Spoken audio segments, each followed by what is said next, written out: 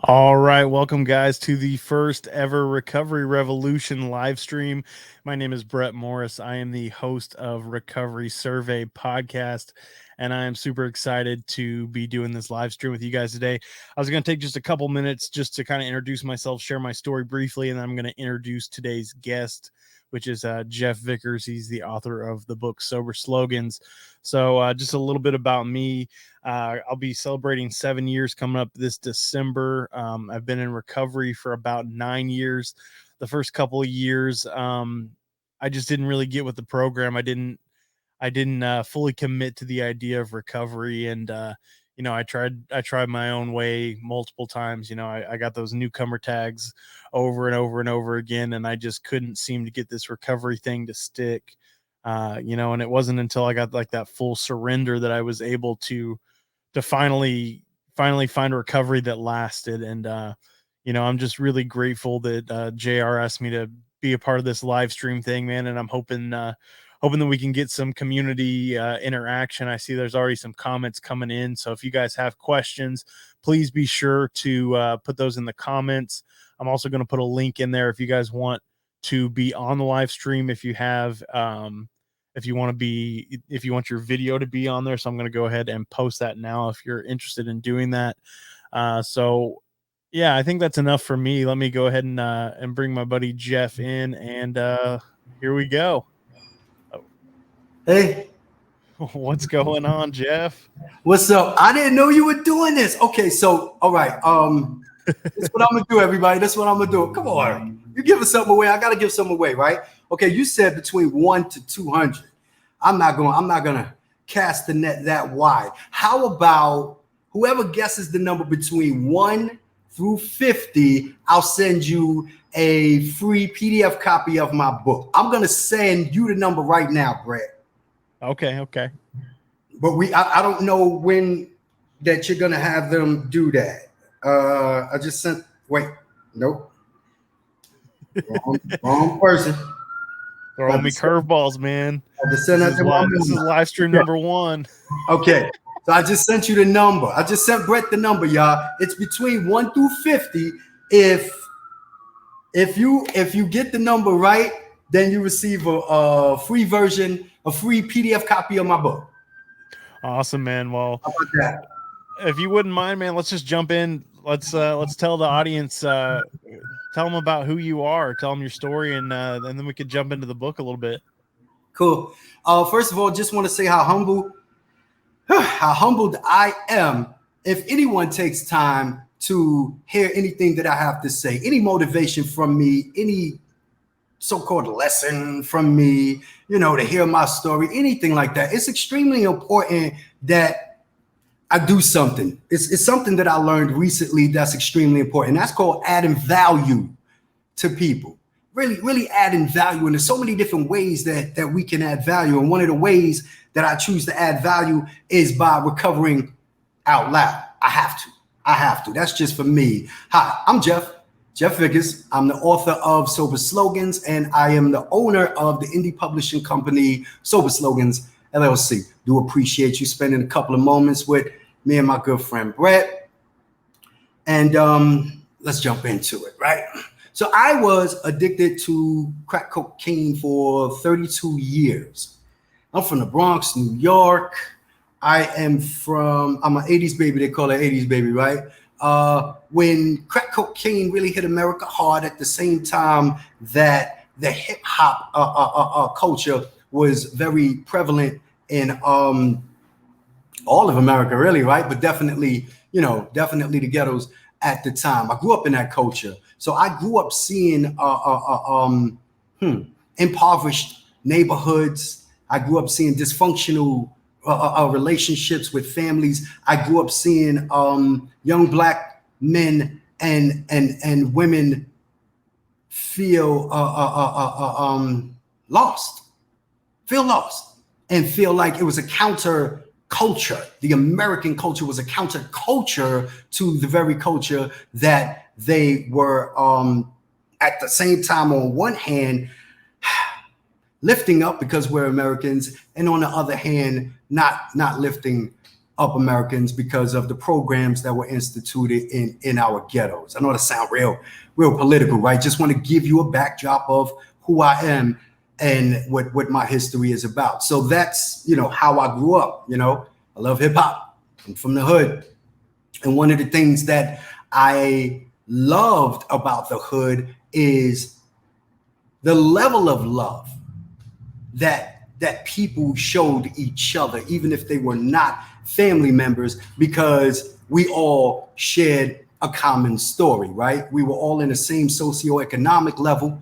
Most of us had the same, educational level and the same aspirations, which, to be honest with you, when you come from a poor neighborhood, no matter where it's at, you really have a small perspective. So that's what I had, right?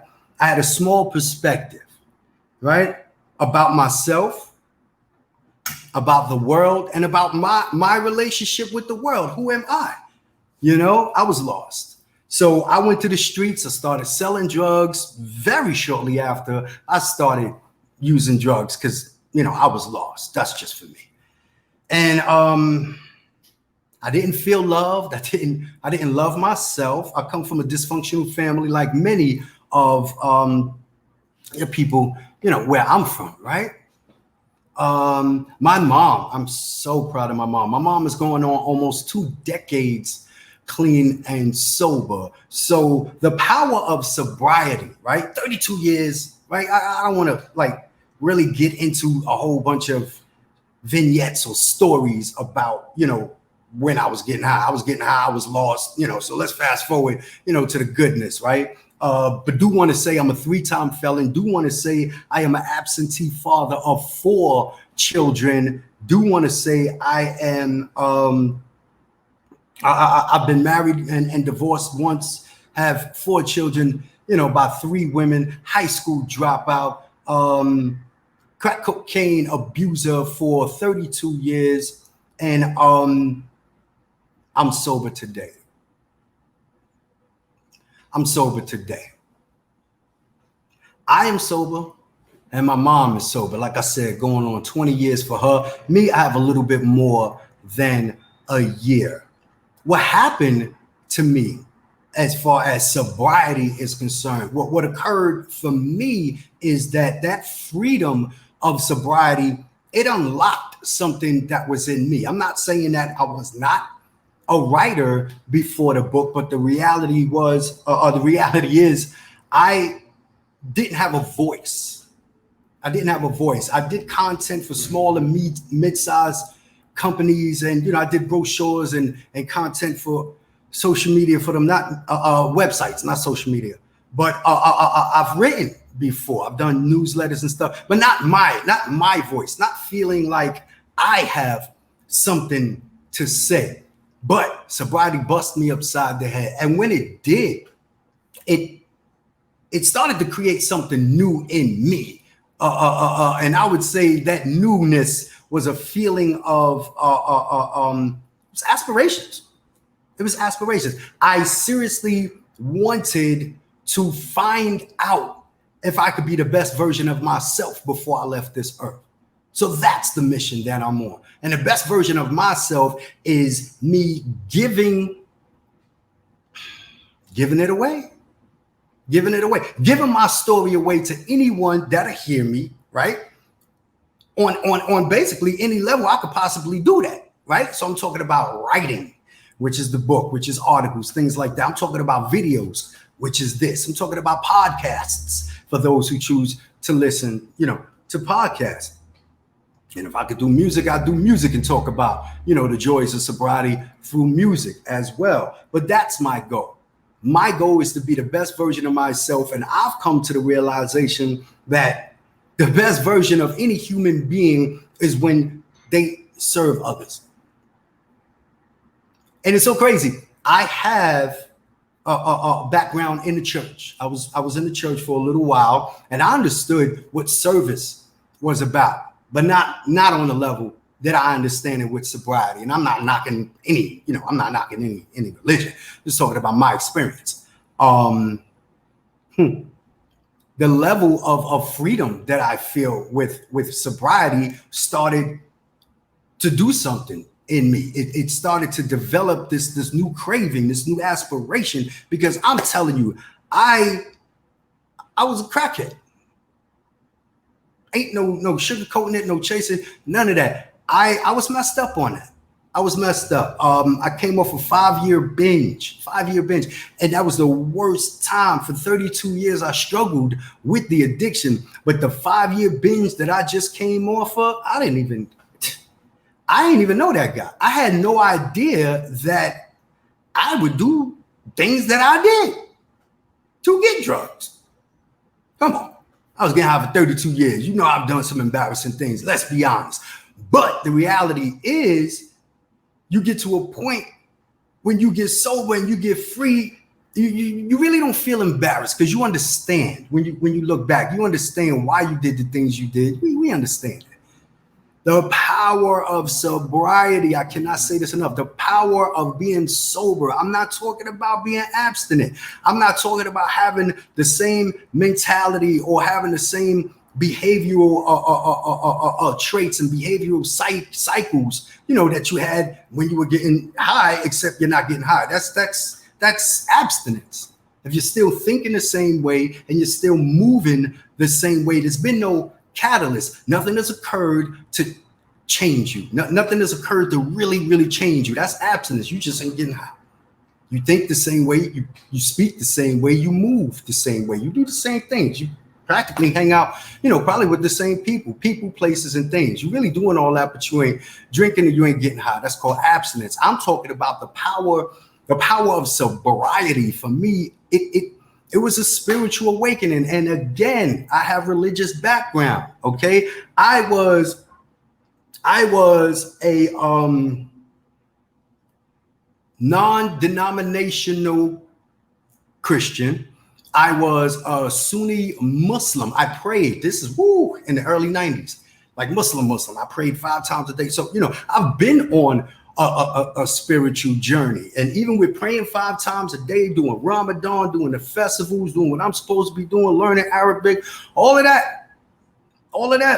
And then the Christian history that I have, all of that. The spiritual awakening that I found with sobriety. Yeah, the religious experience that I had cannot compare with the spiritual experience that I had with sobriety, but that's just for me. So now, where am I at now? I want to be the best version I can be. I will say it again. I want to be the best version I can be. I cannot personally wake up being sober. Okay, got a book out, right? Not just the book, have the company out, right? Writing services for other sober authors, major. How can I wake up, know that I have accomplished these things, and not want to get my message out even more?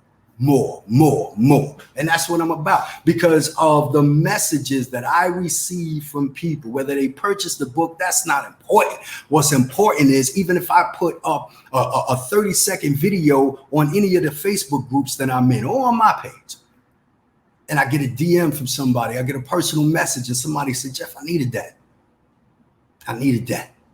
That makes my day. My story is big enough. My story is big enough because of the fact that I'm here. I am proof that sobriety works. I am proof that even if you relapse a gazillion times, as long as you keep coming back, you got a chance. No, you got a chance. As long as you keep coming back, you have a chance to one day get sober. Brett, talk to me, Brett. Yeah. Well, I feel like that's a great segue, because the topic that we picked for the first live stream is keep coming back. And I think that's such an important message. Your story, my story. If I didn't keep coming back, man, I would have never gotten that life-saving message of recovery.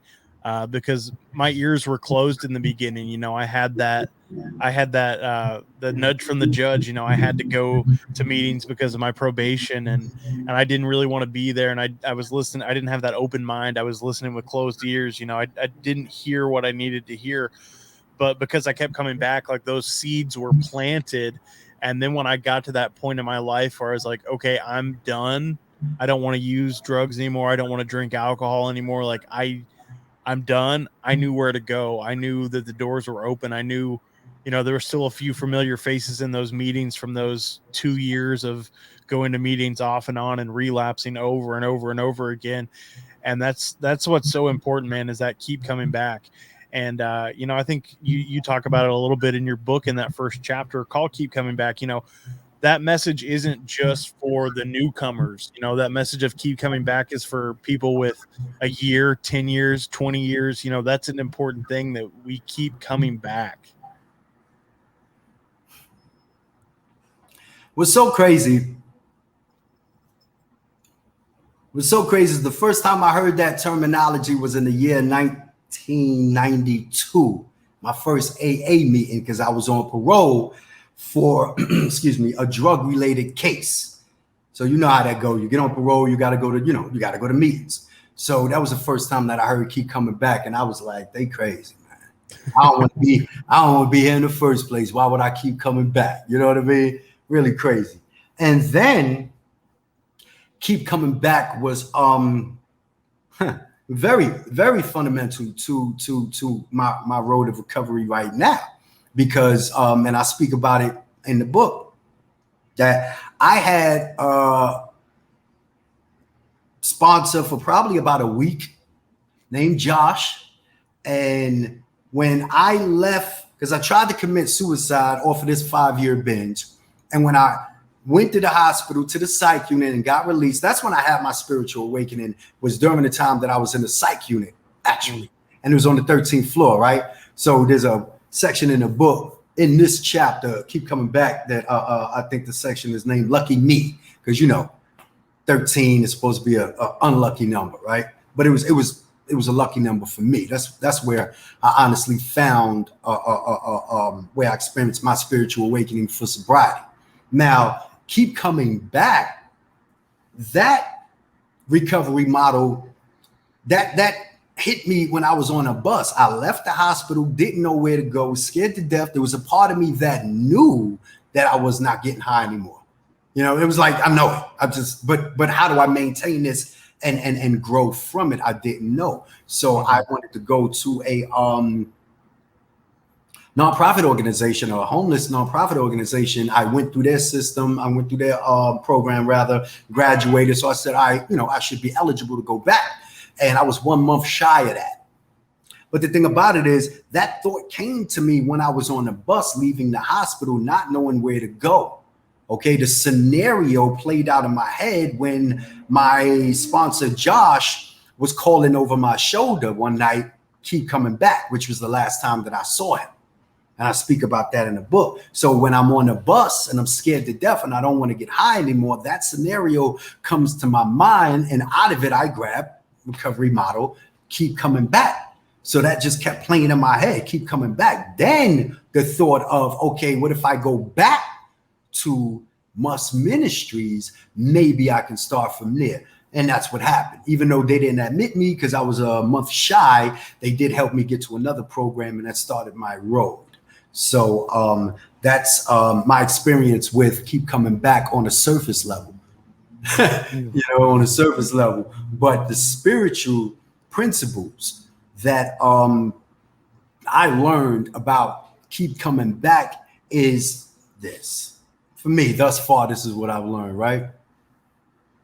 It's impossible for me to level up if I don't go back to the drawing board and add on to the level that I already have. I like to use the analogy like in math. You have arithmetic, you have multiplication, you have geometry, you have all of these levels of math, but you have to start at the foundation, okay? You can do calculus all you want, but I promise you, if you don't know arithmetic, you ain't doing calculus, You're not getting to that level. You got arithmetic, multiplication, division, the equations and all of that. These are building blocks. I view my sobriety the same way. I need to keep coming back to the realization, and there's so many different levels that I use this, and so many practical uses for this a recovery model, which we know, right? In back of all of the sober slogans and recovery models, they're positive affirmations. So it's nothing spooky, it's nothing magical about them. They're positive affirmations. You have a gazillion books out there and movies and all of this content out there to let people know. Guess what? If you continuously think positively and talk positively, you will move in the direction of your positivity, right? And one of the practices is by constantly saying positive things that mean something to you, the way that you need to say it, to feel it when it's necessary to get that boost of power. They're positive affirmations. If I'm feeling bad about myself, matter of fact, I like to use another slogan just to use this example. 1 is too many, 1,000 is never enough. That's just self-explanatory. We know what that means. But let's say, I'm really jonesing. Excuse me. I'm going through something. Before I do anything, if I can have that self-talk and I can use the positive affirmation of 1 is too many, Jeff, 1,000 is never enough. And by saying that to myself, if I allow myself a moment to really think that through, it will give me an opportunity to change my mind and avoid relapse, because 1 is too many, 1,000 is never enough, right? I need to play it over and over in my head. It is a positive affirmation. Let's go back to keep coming back. Now that we understand this, right? On my good days, right? On my good days, when I wake up, right? First thing, I'm grateful. I say a prayer. I'm very thankful. Okay. And on my good days, as far as my schedule, as far as, what things that I want to accomplish, where do I go back? My schedule. I go back to a place where I have chosen to write out my goals, and I reflect in that particular area, right, as time goes on, to measure my success of these goals, if there has been any success, right? We do that with the 12 steps. We should. So you got step 1 through 12, and then you loop. We keep coming back, and then we loop. We keep coming back, and then we loop. Why? They're fundamental building blocks to a life of sobriety. Hands down. I make the steps up. I make the steps up. Tens, if not hundreds of millions of people live by those steps. Whether it's AANA, I'm GASA, all of that. I'm with all of that. As long as it's a program for self-development that doesn't harm anyone else, If that's your road, that's your road. Whatever program you choose to, abide by, it's all good with me. I promise you that, but we go back to the steps, right? We go back, we reflect, we go back to our foundation. It's practical. Working at a job, once a year, you get a review, right? Once a year, you go back to what? Your performance last year, right? You got performance last year. You have perhaps some measured levels of success that your boss wants you to reach before you can get a raise or a promotion. They have to go back to the last time that they viewed your level of success. I have to go back and constantly review and measure my success. Where am I slipping? Let's be real. Is it my attitude? What am I dealing with? What's going on with me? I need to come back to self. Keep coming back on a daily basis. Okay. I learned that, forgot the guy, to be honest with you, motivational speaker some time ago, but the practice, and I'm not saying I'm perfect. I'm probably running about, I don't know, maybe 45%, to be honest with you, but the practice of going to sleep, assessing your day, right? And then waking up, thinking about what you need to do, right? Intentionally setting your day. And then at night, right? Going back to the schedule and measuring your success for that day. It's just practical. It's practical. Anytime that you want to measure success, you have to go back to where you left off. if I'm training to run, you know, I've done a 5K or two 5Ks in my life, you know. And when it's training time, right? And it's the next week, what do? I gotta go back to the schedule that was already made last week, right? And see where I need to make some adjustments this week. I can get more time quicker, but I need to go back to look at my level of success in order to measure further success. Same thing with sobriety. I need to keep coming back to myself. Where am I slipping? Am I slipping? Of course, I'm always slipping, right? I'm human. But I need to go back to the drawing board of what it is that I said that I wanted to accomplish and then measure that level of success. Keep coming back, you know? How you feel about that, Brett? Good, man. We just got a comment that came in here a second ago, and I wanted to read it because it's a great comment. It says, the power of thought, the power of word, what we put out there comes right back to us, and it can either be blessings or misery. I choose blessings. Thank you for your words of wisdom. Thank you, Suze. I appreciate it, and I appreciate you being here to support me. Yeah, power of thought. Okay, so do you know the platform Gaia? You familiar with that platform, GAIA? No, I'm not familiar with it. A lot of meditation, a lot of yoga, that kind of platform, those kind of documentaries, you know, and shows, etc. And I watch a lot of documentaries about the power of the mind. It is truly amazing. It is truly amazing. When we get out of our own way, it's amazing what we can accomplish. And I don't care what human you pick from any time in history. If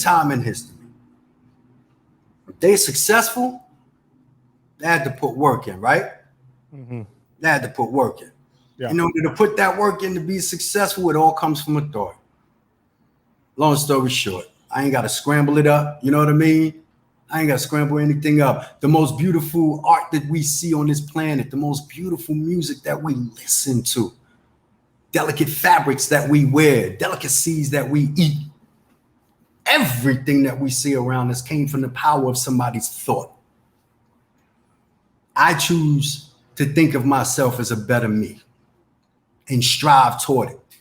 Some days are, 90%, some days are 45%, but I choose to keep striving toward that. And I know at the end of the day, as long as I protect myself from levels of negativity, that I will continuously be able to think crystal clear, because the network that I have supports my vision. You know, we chop it up mentally, we sit down, we strategize. It's the power of thought, you know. Everything that we see came from somebody's thought, and it's a beautiful thing, you know, because some things that we see is really not that pretty in the world, but other things are very beautiful. But they all come from the power of thought. Thank you. Hey, Brett, just put a post there, you know, for people that's going to drip in a little while. Maybe you could do it ever so often.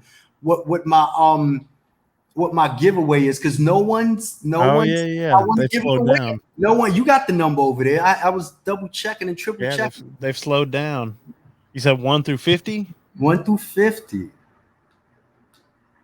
I'm not seeing anything. Couple of people are close though. Had a couple close calls. 1 through 50. Anybody guess it? 1 through 50. You get a free PDF copy. Nope. It's not 12. Oh, we got one. We got the winner. Who's Carrie Smith? We got the winner. Who's Carrie Smith? All right, Carrie. Are you my friend, Carrie? Are we friends on Facebook? Do you follow my Sober Slogans page? Are we friends? Definitely need your email address. You don't have to put it on here, but I need your email address, and I'll send you a PDF copy of my book. That was a good guess. Let me see if they can see it. Hold up. All right, I'll put you in full screen. I don't do say ain't nothing sensitive there as far as information between me and you. 27. 27. All right. Oh, she put her email address there in the comments. Okay, awesome. I'm gonna take a picture of that. I really appreciate you participating. That was love. Thank you. Yeah, she got it, huh? Oh, I didn't mean to put that on the screen. Oops, wrong one. All right. Nice. Okay, Carrie. Okay, I'm feeling good. That just made me feel good. How about we do another one? And I think JR said he was doing a shirt giveaway for anybody that guesses the number between 1 to 200. Yeah, that's what made me think about it because I saw that. Yeah. Can I be down? Hold up. I don't even know how to leave a comment. It should be over there on the right hand side of your screen. I think if you have the same layout as I have. Not to leave one now. Hold up. Don't put my number in there. Yeah, for sure. For sure. So how you feeling on the first one? I don't see where I could put a number in. So. Oh, he dropped it down to 1 through 50. He's making it easier on everybody. Thank you. All right, JR. All right, JR. Thank you. I still can't put my number in. Somebody said 33. Actually, that's my future wife. That's my fiance. She said 33. No? Yeah. I'm gonna go with 42. I'm a little bit of a nerd, and that's the answer to life and all. You know what? I'm gonna go with 45, JR. I just said 45. How he gonna put 45? You put 45? I didn't put 45. Who put 45? Somebody put 45 there. You don't see it? I see it. I don't know who it was. Oh, that's what I was getting ready to say. They just stole it. Carrie isn't eligible. Cheating. That's funny. Carrie, let me know the number, Carrie. I want the t-shirt. Let me know. Send it to me on Messenger. Sue said 14. Oh, okay. This is my new number. Again, we're gonna do it again. Here's my new number. I just sent it to Brett. 1 through 50. Okay. If you guess the number 1 through 50, you get a free PDF copy of my book. Miss Carrie Smith has already claimed hers. So we're doing it again. Number between 1 through 50. And I sent the number already to Brett. Let's see what happened. It says Suze was warm. Ooh. Suze was warm. What did she say? What was the number she said? Sarah said 13. Oh, she said 45. I said 42. So it's got to be like 43, 44, somewhere in there, man. No, they said Suze. Oh, Suze was one. Oh, I thought it said Carrie. Oh. She said, she said 14. She said 21. Okay, so she's somewhere in there. Oh, Kevin Edwardson, 26. So hold up. Let's get it straight. Are we doing it? This is for the t-shirt or for the t-shirt? I think it's for the t-shirt. Okay, we can't get it confused. Jeff, I was saying, I'm a large, Carrie. Thank you so much. That's so sweet. Who is Carrie? Is Carrie JR's wife? Yeah. Huh? I think I sent them both a friend request. Yeah. Hey guys, thank you so much for letting me be here. I appreciate it, JR and Carrie. Oh man. So they're still answering for the shirt. Am I correct? I think so. Come on, y'all. I don't know what the answer is on the shirt. I don't know what the answer is. So Larry, you gotta go back, Larry. You're not listening, Larry. Oh, fiance. Apologies. What? Oh, fiance? Fiance. I thought they were married. No, okay. Not quite. Keep coming back, guys. Keep coming back, right? I'm about to get married. Thank you so much. Brett, y'all know, I'm about to get married, y'all. I'm so excited. Sue said 13. Sue said 13. Sue's trying them all, boy. She said 16, 15, 13. She already picked, I think, 14. She might be going the wrong way, though, because she had one that was like 20. She might be. Because when oh, he's narrowing it down. Now he said between 15 and 30. When they said Sue's was closing warm, it in. He's closing it in. they closing it in. Hold up. Yeah, he said 15 through 30. So he's closing the window. 15 through 30. I'm not even gonna participate. She want the book. You want the book? You want the book, Suze?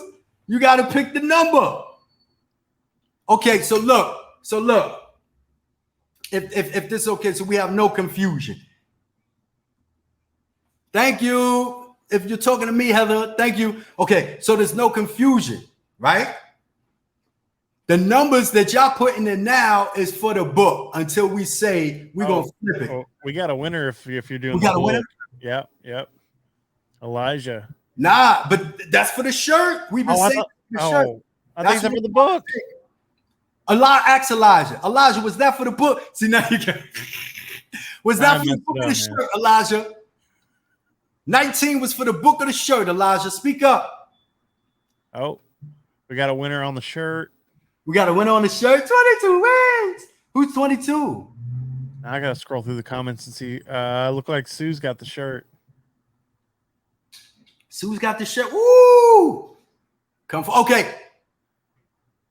I said 1 through 50 still, right? 1 through 50. I'm still sticking to 1 through 50. 1 through 50. Elijah said shirt.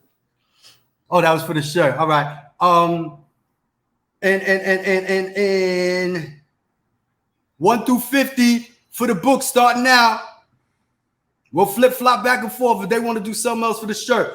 Starting now, 1 through 50 for the free copy of the book. And I literally just thank you, Carrie. I just sent the new number to Brett. No, Heather. Come on, where y'all at? Who want a free copy of Sober Slogans, recovery models we love? No, Larry, sorry. Come on, y'all.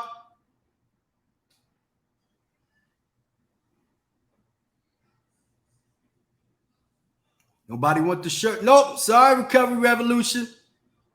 Nope. Nobody want the free copy of the book, PDF. 26.9. No, sir, Mike. No, Suze. I'm sorry, sweetie. I want we going on 35 5-star reviews on Amazon, y'all. 25. Nope. Sorry, Recovery Revolution. Oh, Suze is trying. Suze ain't playing. No, Larry. Sorry, Larry. Sorry, Heather. Woo. Suze. Woo. Suze is cleaning up tonight. Suze coming for everything. You got it, Suze. And I do believe I already have your email address. All right, Suze won, y'all. Suze won, didn't she? Yeah, she got it. Oh, I thought I was tripping. Just to let y'all know, come on, put it on here. We got to keep it 100. That last number is the number that I sent to Brett, y'all. I can't 18. keep my phone. That's it. All right, Suze. Mwah. You got the book, sweetie. You don't have to. She's still guessing. You already won. You won, Suze.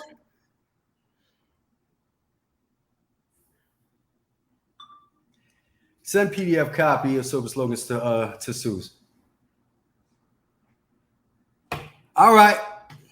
Congratulations, Suze. Woohoo! Suze is good peoples. Suze is good peoples.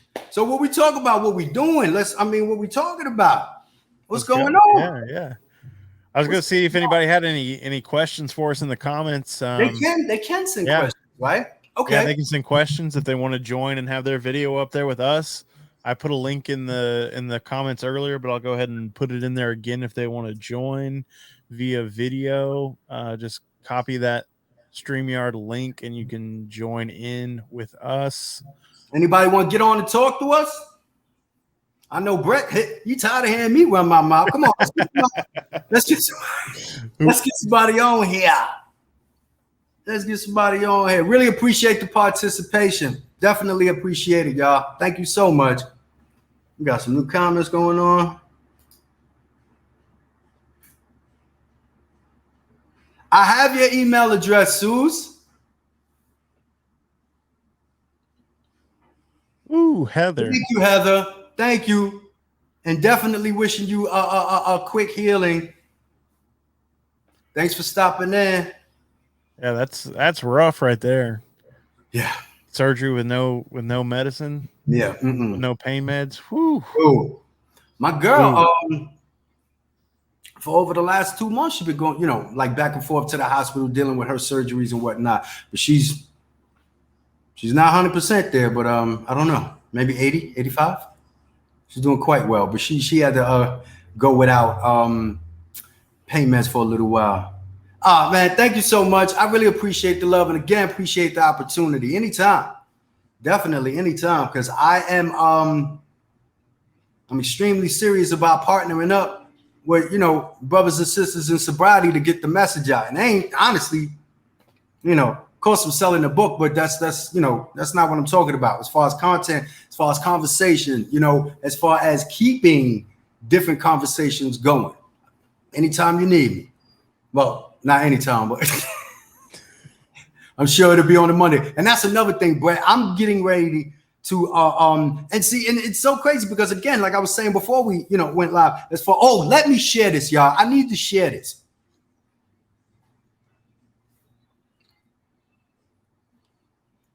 You matter. Your story matters.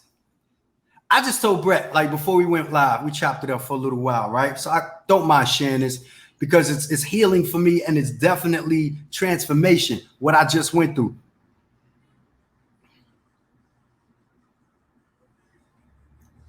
Quite welcome, Carrie. Quite welcome. All right, so for the majority of my life, I've been messing up, right? 3-time felon, running out on children, just doing things that shouldn't be done, right? But I was stuck. I was lost. So that's understandable. I'm not there now. So I'm fully accountable for my actions. What's so crazy is that for the majority of my life, I was always messing up. Got sober, so I did something really good. Got a book out. Yay, amazing. Started a company for myself and other sober authors. Kudos. But why didn't I feel like I belonged here? My story has been in the making for 32 years. 32 long years through the wilderness, Brett. You know what I mean? Mm-hmm. But I did something from the power of my mind, right? And people are starting to like it. People are starting to tell me good things. I'm feeling weird now because I ain't used to that. Just keeping it 100. I ain't used to it. So I went through something for a little while. Got to be honest. I went through something for a little while, questioning whether I belonged here or not. Even with, because I don't have a gazillion Amazon reviews, but one 5-star review is a blessing, So I'm seeing the reviews go up at this. Right now, I think I'm at 34, 35 5-star reviews for the book, right? But I'm talking about while they're coming in. People are taking the selfies. People think they showing me that they feel me. You know what I mean? Because it ain't about, I wrote a book and I'm this guy and I'm that. It ain't about that. You know what I'm saying? Honestly, it's about doing what they've been telling us to do for the longest. Share your story. Yeah. It just so happened that I know how to put something together with expressing myself through words in a body of work called the book, and that's the story. You know what I mean? But it's the same thing as getting on the mic at a meeting. It's the same thing as raising your hand at a meeting to say, I want to chime in on what the brother said. Let me add on to that. Same thing. But again, what's amazing is I didn't feel like I belonged here. Not like I felt like I'm a fraud. None of that. I just didn't feel like my story. You know what I'm saying, Brett? Like my story is big enough, right? Ooh. Yeah. And it was obvious that my story was big enough with the people telling me, you know what I'm saying? Like a mother buying a book for a child who's the mother's not even in recovery, but bought the book so she can better understand how to speak to her child in recovery language. That's major.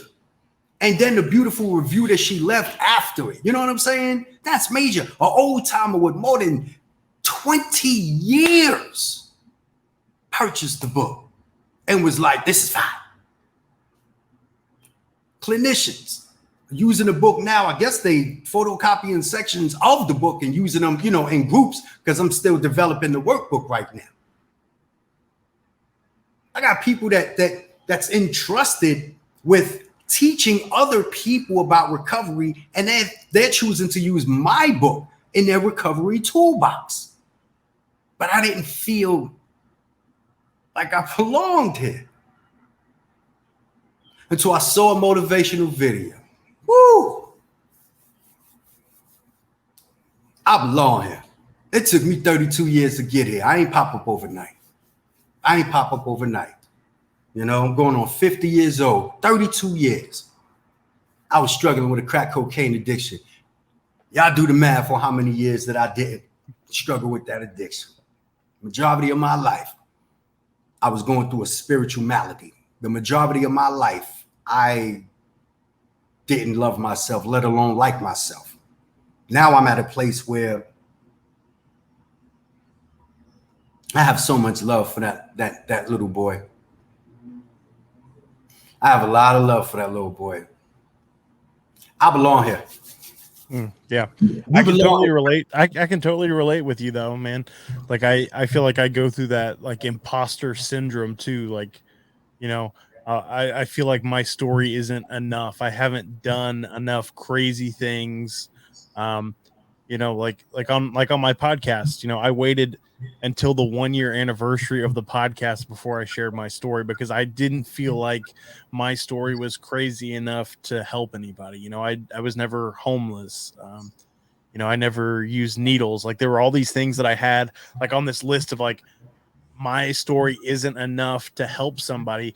But at the same time, like, my drug of choice was meth. Like I used meth every day, all day. Like that was what my entire life had become.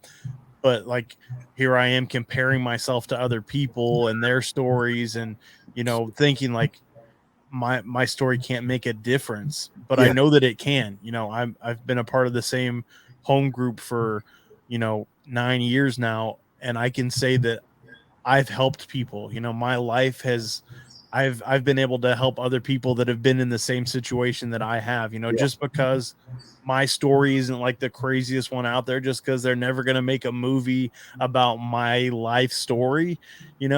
I'm still able to help someone. I can still say I've been there and here's what I did. I can still offer that help and say, there's a different way to live, and that's, I think, and that kind of ties back to the whole topic of the video tonight, of keep coming back. we got to keep coming back. That's what got me, man. When I heard somebody else sharing my story, when I heard somebody else, the details might have been a little bit different. We didn't have the exact same journey, but I heard those things that it was like, I can relate to that. I've been there. I felt those feelings. I've had those same struggles. I felt that same pain. Like I've been there. And that was like, okay, I'm in the right place. Like these people understand me. These people have been where I've been. They've hurt like I've hurt, and just like you were sharing there, like I didn't love myself. That was never, I never knew how to. I hated myself. I didn't feel comfortable around people. I didn't feel comfortable having conversations with people. And so, of course, if I don't love myself, I'm not going to care what I'm putting in my body. I'm just trying to get rid of that pain, man.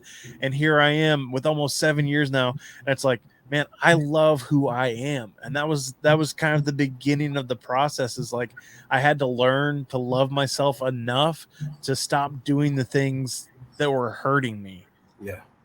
And man, if there's anybody that's watching right now that's struggling or they don't know if they want to give this recovery thing a try, man, just do it. It's the greatest thing I've ever done in my life. My life is completely different from how I ever thought it would be. I never thought I'd have a podcast. I never thought I'd be doing Facebook Live. Like I never thought any of this was possible, man.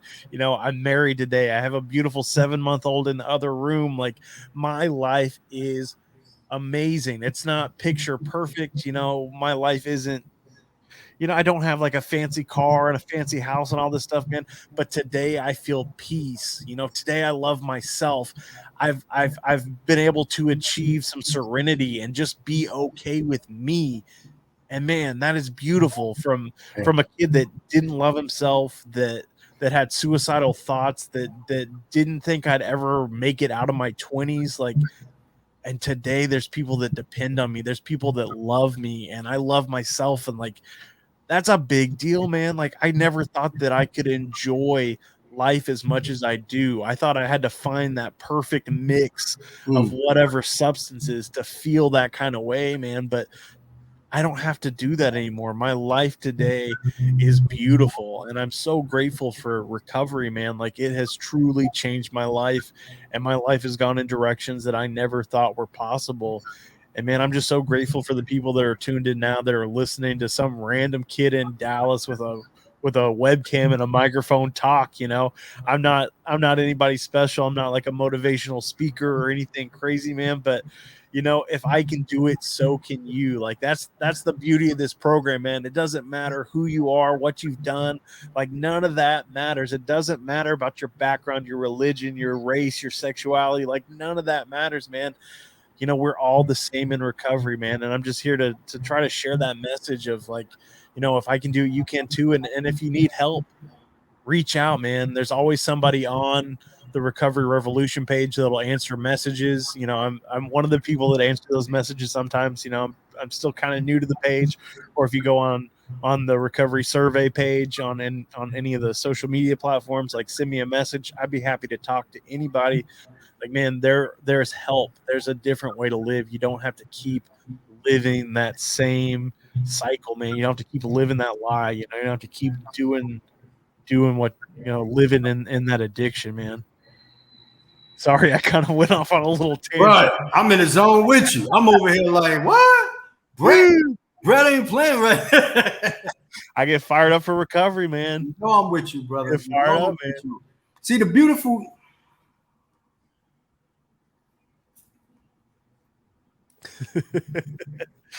the blessings, bro. Like, the blessing. Exactly. Thank you. Exactly. The blessings. Bro. Brett, I could go in the store. I don't care what stores. I don't care if it's Dillard's. Check it out. I don't care if it's Dillard's. I don't care if it's Targets. I'm naming stores that I used to hate because, I was a booster, right? Yeah. I was a booster. I used to steal clothes and stuff from stores when I was getting high. I had orders from these drug dealers and their girlfriends and stuff. Get me this, get me that, whatever, right? So I'd go in the stores and I'd do that, whatever, right? I was a thief. I could go in the store today and the security guard could say, hey, you! I know he ain't talking to me, bro. I know he ain't talking to me. I ain't stealing nothing. I could be minding my business, walking down the block, and hear the sirens from the police in back of me. Mm-hmm. And no, I'm clean, man. I ain't out here doing nothing wrong. Simple stuff like that, bro. I catch myself. I was just in the store the other day. That's why I'm mentioning this. And security guard, some dude, flying on that side of the store doing something he shouldn't have been doing. And when he said, hey, you, I did not get scared. Huh? No anxiety, because I ain't doing nothing wrong. That's a blessing of recovery. Yeah. Huh? And mind you, I have 3 prison terms under my belt. I have 32 years of getting out of crack cocaine, right? I was a criminal. That's how I supported my habit. I was a criminal. So anybody that's in recovery right now that was a criminal, you can relate to what I'm talking about. That's silent. And knowing they ain't talking about you, so you ain't got to worry about it. That freedom. That's what I'm saying. That level of freedom. Something so simple as that for me because of the lifestyle that I lived. Let's talk about the number one. Obviously, aside from my sobriety, that holistically is number one. But aside from that, my number one blessing that I am grateful for every day, honestly, is my girl. Just being honest, for me, right? To me, aside from the self-talk that we have to constantly work on within our sobriety, right? That's the most important conversation for me. My conversation with myself, my self-talk. Aside from that, right?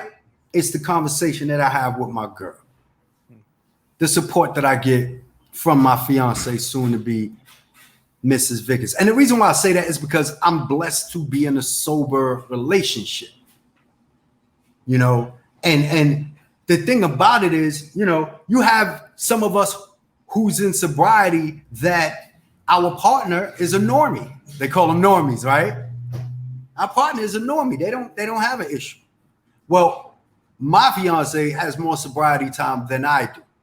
And what I am learning is just the level of the relationship while you're sober. Even if you have a normie, but if they're not getting high, you're not worrying about it. So you have that positive energy. You know what I mean? Okay. But if you're in a sober relationship, bro, I could talk to my woman about stuff that I would never talk to any normie about. You understand what I'm saying? I could speak to this woman, man. I could wake up, from a drug dream and express myself to her and not have to worry about her looking at me like I'm crazy. I can have a random thought run through my head and get a craving and speak to her about it and not have to worry about her judging me. I could just, it's just like you can relate when you're in recovery. You could just relate to so many things. You understand what I'm saying? Mm-hmm. Her spilling Ajax on the counter in the bathroom and it making me think of cocaine, and then me being able to express something simple like that to her. Whereas if she was a normie, she look at me like it's just being able to have. And then when I was going through my little dip as far as me believing whether my story is so-called big enough for anybody. You understand what I'm saying? If she was a normie, she probably wouldn't be able to see it. Probably really wouldn't be able to understand that a 30-second message could change somebody's mind from relapsing. Now, you understand what I'm saying? The power of what this thing is about, of what sobriety is about. There's power to change lives. To change lives, bro. It's such a beautiful thing, to sit there and say, this is where I was last year. This is where I'm at today. You know what? Now I'm going to make a plan for where I'm going to be next year and the next year. And we ain't got to worry about constantly getting locked up and losing stuff. That was my experience with my drug of choice. I'm always getting locked up. So anything I accomplish, I lose it. Any relationship that I start growing, I lose it. It's fractured. You know what I mean? I may be able, to get back to that. Most likely not, right? So-called, material possessions, that's gone. Money, knock it off. That's gone. What you got? You know what I mean? What you got? Nothing. I don't have to worry about that anymore.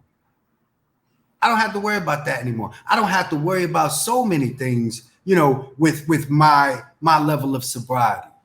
I don't have to. I don't have to worry about people bringing up my past and me feeling bad. I'm a recovering addict. What you gonna say about me? Like, you know what I'm saying? What are you possibly gonna say about me that a gazillion other people low-key did the same thing? You know what I mean? They probably wouldn't say anything. Can't say nothing bad about me. Nothing bad about me. My story is a time-honored story. Your story is a time-honored story, Brett. From tragedy to triumph. Who doesn't love that? I mean, honestly, who doesn't love that? Who doesn't love the lost soul having to traverse through the wilderness until they look within inside themselves and conquer whatever limiting belief system that they had until they brought out a greatness within inside themselves. That's what every epic is based on, brother. Yeah, if it's a girl protagonist, a guy, an alien, I don't care. It's the same story. From tragedy to triumph, digging within yourself to find the will necessary to level up. Every book you've ever read, every movie you've ever seen, it's the same story. I'm living a certain life.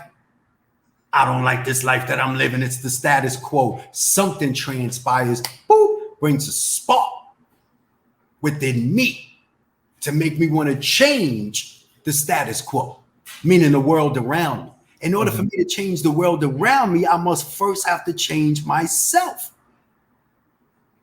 And then my eyes start to open up because I'm no longer the same way. So these new challenges that life throws at me, they were always there. I couldn't see it because I ain't had the right glasses on, so to speak, which is that spiritual awakening. I go up the steps a little bit. I got to come back down. Now I got a bigger flight of steps to go up. I got to come back down. Now I got a bigger flight of steps to go up. And I'm going to get up them steps and I'm going to run up them steps like Rocky. Can't you hear the theme music? That is the story, bro. From tragedy to triumph. That is the story of every recovering addict. From tragedy to triumph. Who does not love a success story? That's why I belong here, bro. That's why you belong here, bro. No, I ain't sell a gazillion copies of my book. So what? I will. No, I ain't do my TED Talk. That's a secret. Guess it's not a secret anymore. That's one of my ambitions, though. I want to do a TED Talk. I want that on my resume. That has to be a part of my story one day. But I can only do that through the power of being sober, right? Just be real, you know. But the story is a time treasured story, which is from tragedy to triumph. Or, you know, a man lifting himself up by his bootstraps and, you know, making his way out of the ghetto and impoverished neighborhood to become this successful entrepreneur. If that ain't your road, who cares? My road is the 32-year crack cocaine addicted, all right, 3-time felon, high school dropout, 4-time absentee father, ex-pimp, is now a sober author. From tragedy to triumph. Come on. You want to talk about the sexual abuse, the verbal abuse, the physical abuse? From tragedy to triumph. You want to talk about dropping out of high school? Now I got a degree. From being homeless and sleeping behind the dumpsters. I ain't even sleep in the dumpsters. I slept behind the dumpsters. All right, at grocery stores and motels. And look where I'm at now. About to get a house next year. From tragedy to triumph. From tragedy to triumph. It's so crazy because, believe it or not, I speak about it in the book. So you have extroverts, you have introverts, and you have ambiverts. I'm an ambivert. I would much rather watch a DVD than go to a movie theater, right? I'd much rather buy the CD. Well, now they stream and everything, but like buy the CD as opposed to go to the concert. You know, you know what I mean? I'm like, I'll stay in the house. I don't have a problem with it. You know what I mean? I like to be in my little small bubble. And it's a beautiful thing that we have technology. You pop open any social media and you bound to get some good energy. That's what I want to be. That's what I want to be. I want to be the guy that, you know, you're like, I know Jeff always got something decent to say. He got something good to say for the heart. He got something good to say for the soul. And I want to be able to do it for the rest of my life, bro. Mm-hmm. Because if it wasn't for Josh, who was my sponsor for a week, telling me keep coming back, Jeff, and all I wanted to do was scramble away and get high. A year and a half later, that came to my mind and it saved me. Keep coming back. That got me on that bus, got me to that program, which got me to another program. And here I am. Keep coming back, Jeff. From tragedy to triumph. That is the story of every recovering addict. I belong here. I belong here. And I'm saying it over and over again because I'm letting you guys know that I belong here, but I'm also telling myself that I belong here. That my story is big enough. But you know what's beautiful? Your story is big enough as well. Whoever you are, if you're a recovering addict, your story is big enough. I don't think that you got to sit there. Excuse me. Babies. This dude, I love this dog. I love this dog so much. I'm about to get my own dog. This is my fiance's son's dog. But you know, I'm his human too. Right? I just love this guy so much. I swear. He's phenomenal. He will bark. You would think he's like a big old German Shepherd behind the dog, and then you open the door and he just pees. He's like, we call him babies. He's a little baby. Yeah. But we belong here. I mean that. We belong here. I go to social media to look for inspiration. I'm regular like everybody else. Ain't nothing, you know, spectacular about me. You got something to say it. Don't worry about how it looked. Don't worry about if the post look cute to get likes or anything. Say what you need to say. Get it off your heart. Get that good message out there. Might save somebody's life. Might save somebody's life. Mm-hmm. But this is why I do this now. And I mean that. This is why I do it. Like my whole perspective has recently shifted.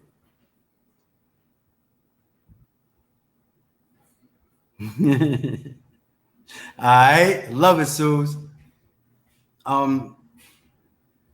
The perspective that I have is I have to serve as many as I can, bro. I mean that. I got that recently. Like I said, I got that recently. And when it took hold, I still had to chew on it. But that's where I'm at now. That's my goal. To service as many people as I can with this message. Not a message of hope. See, a lot of people, they have a message of hope. And I don't knock the message of hope. I needed the message of hope, to be honest with you, to get where I'm at now. But my message is a message of power. It's a message of power. That's my message. You can empower yourself through a life of sobriety. And a lot of people don't get that.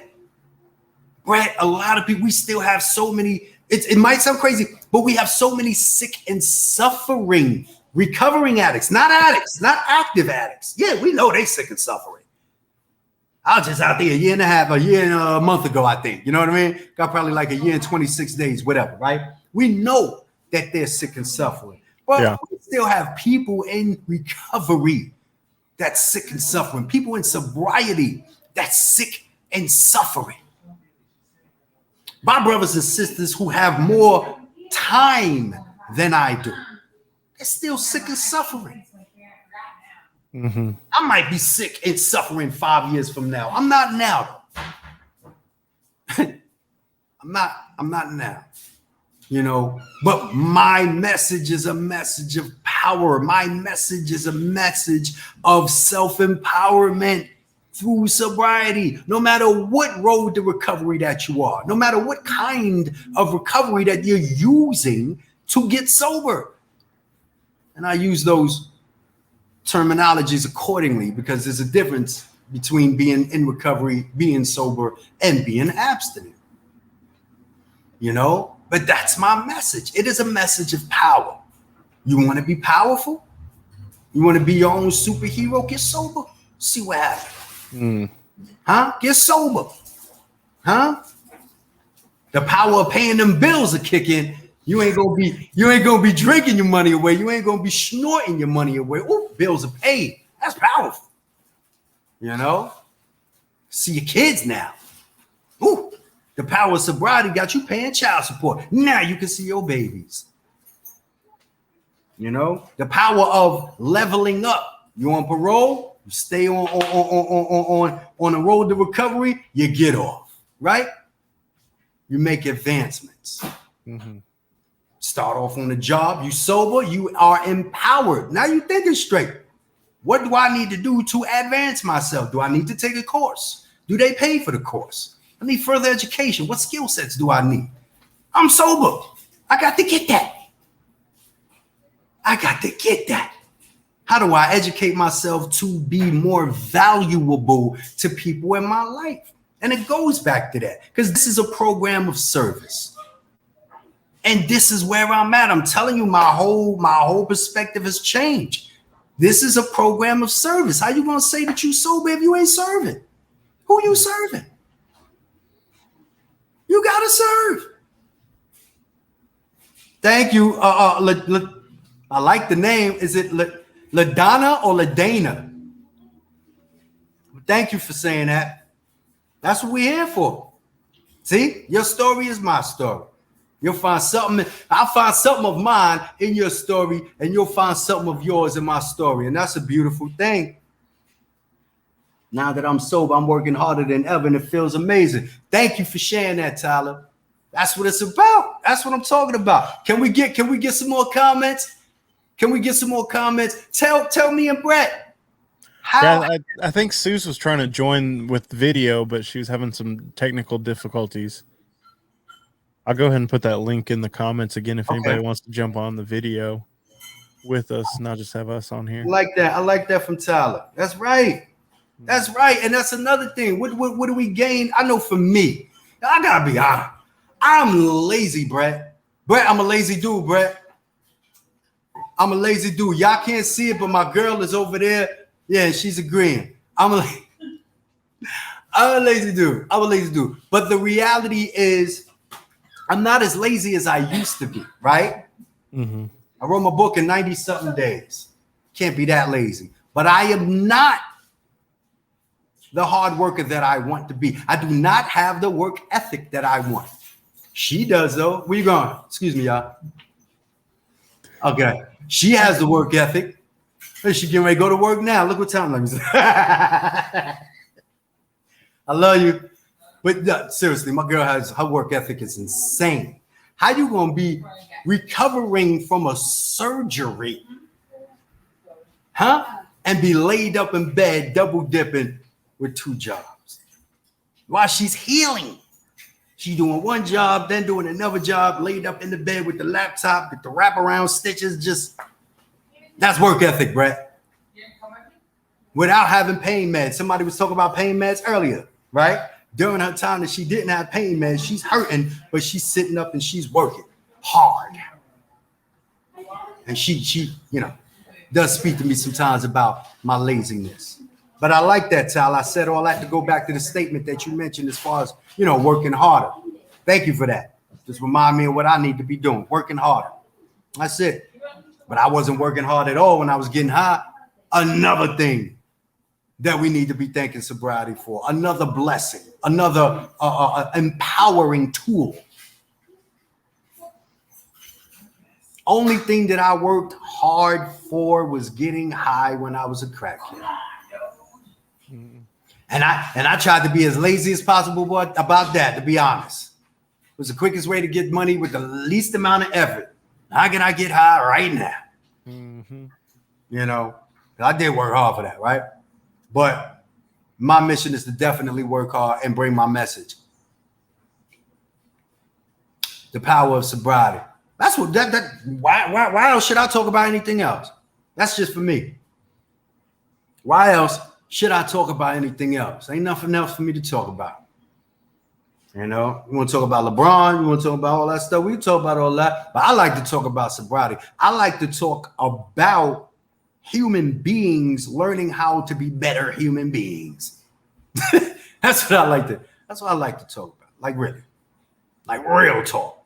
You know what I mean? That's just me though. You know, I like to put ideas out there so we can start conversations, because the reality is, if we're not talking about something, how am I able to find out where I stand in the big conversation? In the big conversation, you know? If I don't know about the different kinds of recovery, you know what I mean? I can't talk about it. So I got to learn about it, then we can talk about it, you know? But that's what happens with sobriety. We become empowered because we want to do better. We want to do better. We want to learn better. All I want is to have as many beautiful experiences as I possibly can while I'm here, with as many sober family members as I possibly can. I'm just keeping it real. Because if you're sober, I know I can mess with you.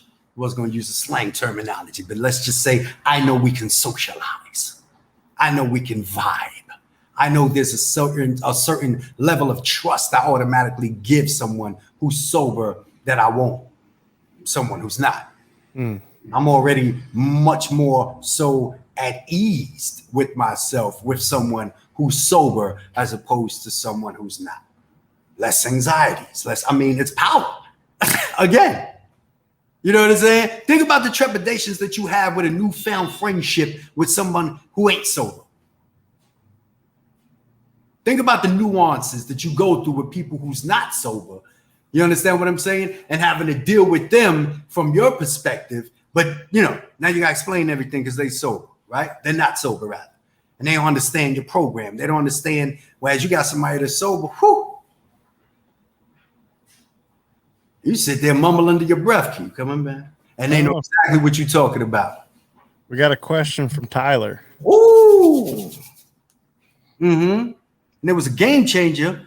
Is there any books y'all can recommend? Great question, Tyler. You see this guy right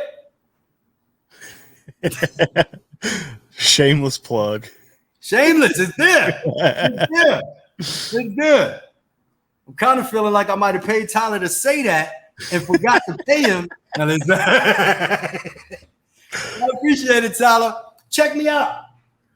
Go to Amazon. Check me out. I would greatly appreciate it. 34, 35 5-star reviews. A couple of TikToks on there. I have some people that's on TikTok that like the book. They doing little TikToks. That's love. People from Facebook have purchased the TikTok, Instagram.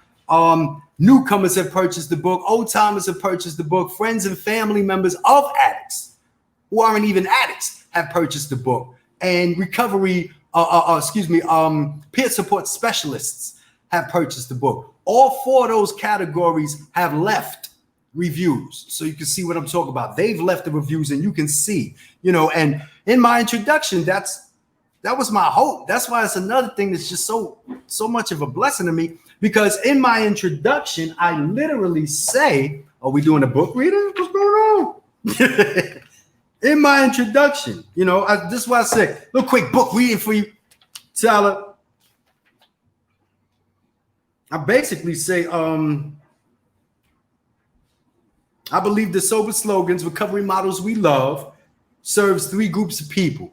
The first group was the newcomer.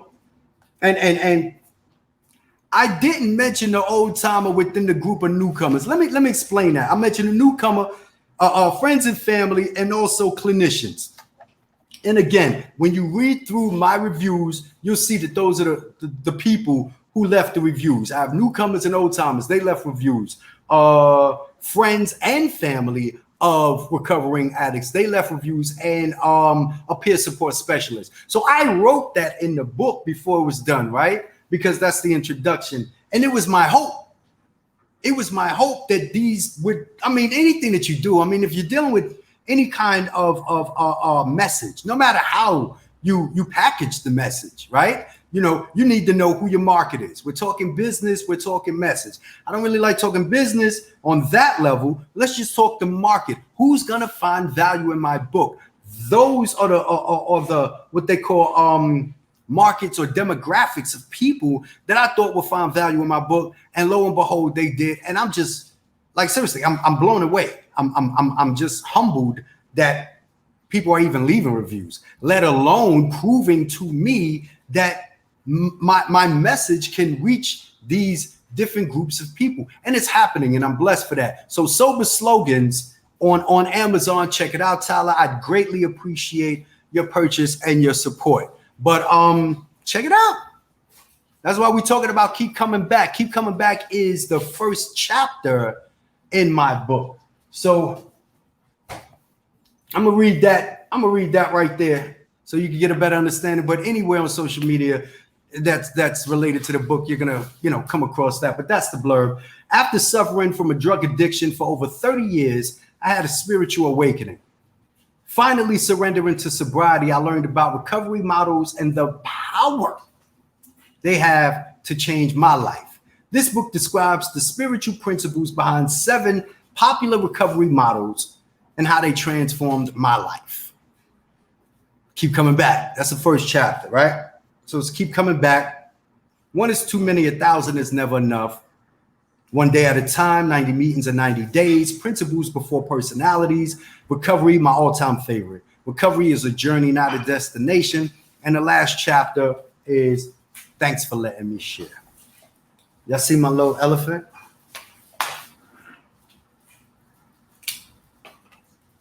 See it light up? Y'all can see that? It light up? So that's the book right there, Tyler. If you're interested, I'd greatly appreciate. And I am I'm gonna take a picture of that book you're talking about, because I've if that's the book. Hold up. Let me get down here. Give me a second. I'll put it back on the screen for you. Okay. Thank you. Alcohol Explained. Okay, cool. Alcohol Explained. Let me check that out by William Porter. If it helped you out, why wouldn't it help me out? And that's another thing. Like I'm definitely big on building my library. That's another thing I cherish in sobriety. Like, obviously, thank you. Check it out. Like I said, check it out. Brett, can I send you the link and then you post it in here? Can we do that? Yeah. That's okay. All right. Yeah, I greatly appreciate it, Tyler. I want to check that book out you're talking about. And there's another one that I saw recently too on somebody's page. I think, if I'm not mistaken, I think I put the link for your book in the description of the video. Okay. Now I was gonna say send it to Tyler, but if you've already pinned it, then it's all good. But it should be around here somewhere, Tyler. But again, just go straight to Amazon. Sober Slogans. It's the only book with that title. Knowledge is power. The more you know, the more you grow. That knowledge is power. Knowledge is power. Whose quote is that? That's an old school. Is that Confucius? Is that that's an old quote. That's an old quote. Oh, looks like you want to do another giveaway of the book. I could do that. Jump on it. Hold up. Let me send you our thing. 1 through 30. 1 through 30. I like that. I'll send you my number. Let me send you my number. Ooh, hold up. All right. Doing it again, apparently. Let's get it going. Oh, he put a stipulation though. What's the stipulation? Must leave book review for Jeff. I appreciate it. That go without saying. But anybody. Okay. As far as the ebooks, right? As far as the PDF, you're gonna receive a PDF. It's gonna come from Book Funnel. It's one. You're not on. Look, you don't use Book Funnel. You don't use Book Funnel. I'm tripping. It's gonna come from Book Funnel, and you can leave a book review on Google Books, and I will explain that in the email. But yeah, it comes from Book Funnel. Yeah, I appreciate it. Yeah, but I need the reviews. Okay. I need to segue to this briefly. No, not 12. LaDana, still don't know how to say her name. I don't know if it's LaDana or LaDonna. I think it's LaDonna. LaDonna? But LaDonna would be, like, I got a homegirl named Donna. That's Donna. Now, I got a homeboy named Dana, who also happens to be the legendary rapper Dana Dane. Okay, his name is DANA. Knowledge is power. I'm teachable. The more I think I know, the less I know. I must stay open-minded at all times. Huh? Feeling that, Susie? Feeling that? I agree 100%. She said Dana. Dana? Okay. But that's the wrong number. You better guess another number. So, again, it's between 1 and 30. You get a free ebook. Get a free ebook. Sober Slogans, Recovery Models We Love. You got to pick a number between 1 and 30, and you'll get a free ebook. So, while y'all getting that together, we can continue talking. But, so what, no, Tyler. No, sir. Try again. So what's going on with you, Brett? What's going on with you? What's the big picture, baby? Talk to me. Big picture, man. I feel like I'm in the same boat as you. I'm working towards getting that house, man. Trying to get up out of this apartment. It's a little crammed. If you couldn't tell from the video, I'm sitting in my bed because this is also my recording studio. We are resourceful, Brett. That's right. We are resourceful, bro. You can't tell me nothing about what. We are resourceful. My setup is crazy, man. I got a little table over here, and then I've built this little like swing arm that has my mixer, and then my camera's like mounted onto the little tabletop, and I mean it's a freaking mess. But we're making it happen. You got that mic though. I know. But like I said, with my Rode mic, I gotta check out my quality for that though. But I don't have all that. But y'all podcasters, that's good. The weight, yeah, you know that kind of microphone right there. Yeah, of course, that's good. That's boss. I gotta see the quality on my Rode and whatnot as far as that level of bass. But like I said, with the other software in post, you know how that go. Oh yeah, you know what I mean? Level it up. But stay grounded, baby. That's all we can do. Stay grounded. Like seriously, like it's like I said, it's different. It's different now for me. My whole perspective is different. You know, how many people can I reach with this message of power? You know, like Sue said, knowledge is power. Tyrone Tyler said it. Knowledge is power. I mean, once and last chapter in my book is Thanks for Coming Back. First meeting that I went to when it was over, that AA meeting, because I was on parole for a drug crime. Oh yeah, for sure. Knowing your patterns, our patterns, for sure, Zeus. But that was the first time I went to that AA meeting. I remember somebody said, thanks for letting me share. Right? No, thanks for sharing. No contract renegotiating. I don't know what that's about. I don't know either.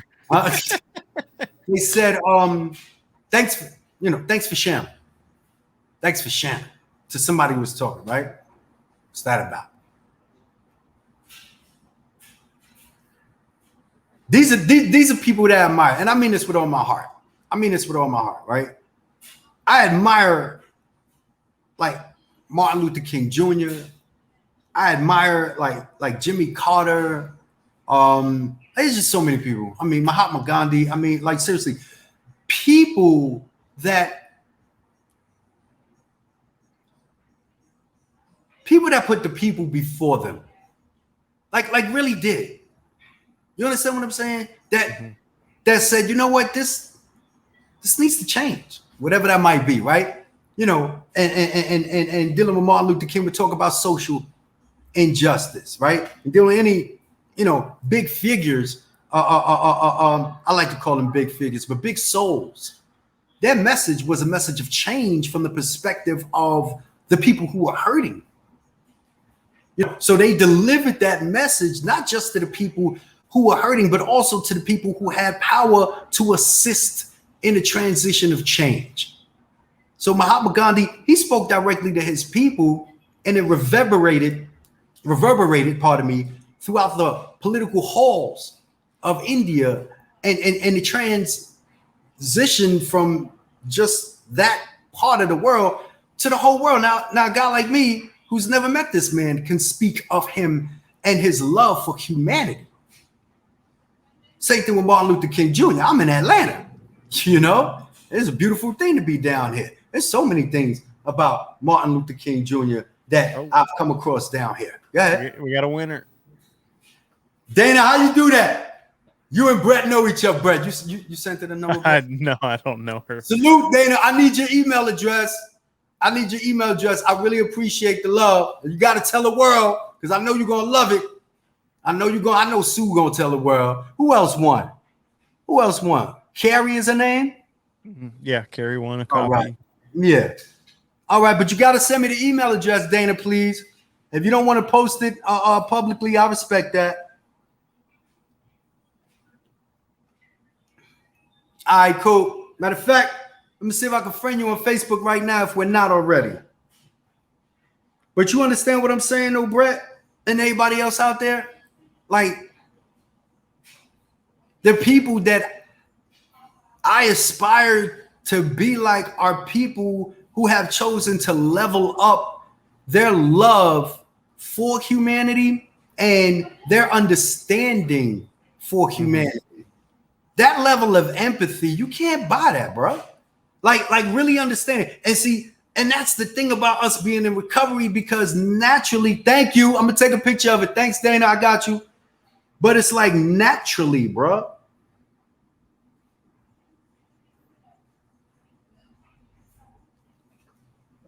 Well, and I think that's something that we learn in recovery, man. Is like you were talking about earlier about like being of service. I didn't care anything about serving anyone else when I was using. I didn't care about anyone else. I never thought of anyone else besides me. You know, it was all about what do I want? How do I get it? You know, it was just like this constant, like trying to self gratification, just constantly trying to make myself happy, find what makes, you know, find the things that I take pleasure in, and just like as much as I can get, you know. And so I think that's kind of the same thing, like you're talking about some of these great people, you know, like historical figures. They've found that they've gotten out of themselves. They've gotten out of that self-centeredness. They've gotten out of that viewpoint that we sometimes have where we only focus on ourselves, and they see that there's something wrong in the world and I can do something to change that. And I think that's exactly what we're doing here now on this live stream, what I'm trying to do on the podcast, you know, all those things. Like, I want to be that person. I want, you know, if you don't hear it anywhere else, I want you to hear it from me that there's a different way to live. You're worth it. You know, you can do it. If I can do it, you can do it. Like, I probably won't ever be as big as those people, but you know, if I can help one person, then it's totally worth it, man. And like today through recovery, I've had that change of perspective where not everything is about me. It's not what do I want? How do I get it? You know, it's like, how can I help somebody today? What can I do for someone else that they can't do for themselves? You know, it can be something small. You know, anytime I go to the grocery store, if there's carts sitting in the parking spots next to me, I take them with me and like put them where the carts go, you know, just like little stuff, man. Little stuff. I've turned into such, oh God. I amaze myself sometimes. Like seriously, I'm a goody now. Like you don't even get it, dude. You don't even get it. And the beauty of it is knowing that it's only because of the change in me that I do the things that I do. Like dead serious. When I was out there getting high, I didn't care about anyone. What I look like holding the door for somebody. Yeah. You know what I mean? Something as simple as that, an elderly lady. No, daggone well I was raised proper. But I'm out here getting high, and I ain't even trying to hold the door for her so she could get in. I'm trying to hold the door for her so I can snatch her bag. You know what I'm saying? That was my mentality. But because of sobriety, it's like, oh yeah, I hold the door for her. Just simple things, simple acts of love to another human being. It does, Tyler. It does. And I'm not saying it like, you know, like I was saying earlier, as far as my religious background, you know, that's where I learned that level of service, but not on this level. The power wasn't released, you know, to me until I got sober. And I was just like, what? And like I said, after that recent video, I belong here. I plan on being on social media every day, bringing my message of power. And I mean that. Just talking directly to people, letting them know, of course, I got to, speak about the book and whatnot, and I just need to mention this for those who may be interested. Okay. So may I segue to that, Brett? Go for it, man. Yeah, I was gonna say I should probably wrap things up because yeah. I was wondering. My bedroom / recording studio is also the nursery, and it's getting towards bedtime. So I'll wrap it up. I'll definitely wrap it up. Allow me to.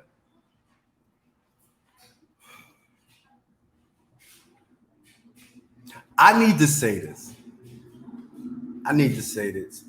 You matter. You matter. It took me 32 years to get sober. 32. I am, again, a 3-time felon.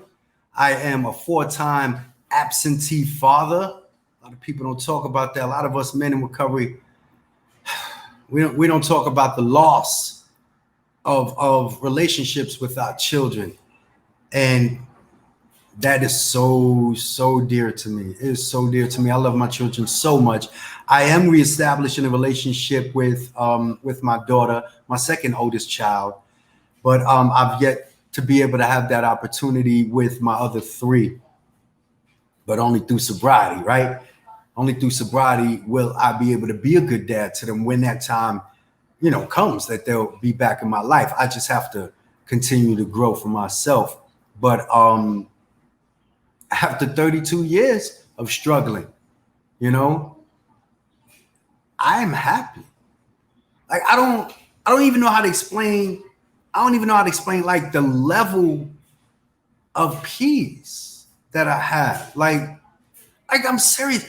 My drama comes through watching other people. I don't care if it's on TV or watching people on social media or a couple of people that I know. But like seriously, I live vicariously through other people's lives as far as drama is concerned. My level of drama is like, oh man, the groceries that was delivered by Target, they didn't like swap my peanut butter for the one that I wanted. Like my second option, I didn't get it. Like, what I'm saying? Like my level of drama is so different now. It's really insane. There's an absence of drama because there's peace. There's peace there because I'm sober. There's a power behind being sober. There's a spiritual awakening that occurs. I'm not trying to sell you the book. I'm not trying to sell you anything. What I'm asking is that you give yourself that opportunity on a daily basis to go to sleep sober. You wake up, give yourself the opportunity to go to sleep sober, right? While you get ready to go to sleep, give yourself the opportunity to wake up sober. Love yourself. Learn how to love on yourself. That's it, bro. You get a chance. I appreciate you checking out Sober Slogans on Amazon. I appreciate your purchase and I appreciate your support. If I can only get your support, guess what? It's all good. I promise you that. But I'm building this company up. Name of the company is Sober Slogans LLC. It's for my products as far as publishing, but we also provide writing services for sober authors. I need to get that out there. We provide writing services for other sober authors. We do not publish. Okay. We will help you with creative direction, with proofreading, with editing, with format, with layout, all of that, and I also am helping with explaining the basic steps to how to properly publish. Because a lot of people are not. A lot of people are not publishing the correct way, so they're not receiving the money that they should. And let's be honest, if you write a book to sell a book, you need to get money off of that, right? That was your work, like anything else. And hopefully if there's more products coming forward, you need to make money to build content. That's just obvious, right? But if you are a sober author, talk to me. I have, I doubt that this would be, my only time here. So you'll get the gist of what's going on, but Jeff Vickers is my name, obviously. Friend me on on Facebook. I'd appreciate that. Please follow my page so you can stay up on all my content, which is Sober Slogans, the page. Check the book out. I'm working on the workbook. It's been requested, to be honest, and I'm like ecstatic, like me. You know what I mean? Somebody requested something to follow up. I just feel super good about that. I'm also working on the audio book. A couple of people have asked about that. Fleshing out the website. I have a good giveaway. Oh, y'all don't know. I have a good giveaway. If you subscribe to my newsletter, my email newsletter, such a spectacular giveaway when that is it what you were telling me about the other day when we were talking on the phone? What was I saying? Well, I don't want to give it away if it's still a secret. Yeah. Okay, yeah. That's a good one. It's a good one. I am like I can't wait. I can't wait to hear people's response. Like, you know, you gotta send me a copy, man. Got you. I got you. You know I got you, right? I don't like this. This is what's amazing about tonight. What's amazing about tonight is, you know, you guys have chosen to say, you know what? I'm so sorry. Excuse me. You guys have chosen to say, you know what? We need to interact with our community. We need to interact with our community. We have a beautiful community. We need to start talking. You know, because what happens when you open up dialogue, you find out so much, right? And I'm just happy to be a part of this conversation. And hopefully it'll be an ongoing conversation that I partner up with you guys about, because that's what it's about. You know, we can post like, you know, I have a page, right? I have a page, and I love it when a person likes something I put on my page, right? I love it even more when a person responds, right? And then I say something, it's a comment back and forth, right? But that is how we grow no matter what the conversation is about. So if we're talking sobriety, right? Let's engage in conversation so we can learn, so we can help, so we can build, and so that we can grow. And I just appreciate, you know, you, JR Carey, I mean, allowing me this opportunity, you know, and this level of trust to speak to the community. I really appreciate it. I really do. And I thank you for that. Thank you so much. Jeff, thank you for coming on, man, to the very first live stream. Man, I'm excited about this live stream for sure, man. We're going to be doing it every Monday night. So if you enjoyed tonight's live stream, come back in another week. I got another guest lined up. I'm still working out the details, but another heavy hitter in recovery, man. And as always, if you guys want to join on the live stream like Suze was trying to do, I'm going to post the links. You guys can hop on with the video and do that, or comments. Man, I love seeing the comments coming in. And just a little short plug for me, you know, like Jeff mentioned, and I think I mentioned at the beginning of the episode, I have a recovery podcast called Recovery Survey. If you guys are interested, I actually had Jeff on the podcast. I think that was back in May. So if you find the podcast, I was gonna say, why you ain't let them know? Yeah. So scroll back a little, do a little scrolling. You can find a full episode with Jeff. I'll probably repost it. Yeah, I appreciate that, man. Yeah. So guys, thank you for being here with us, commenting. Like Jeff was saying, man, I think it's a great opportunity that we can have this dialogue, that we can have these conversations.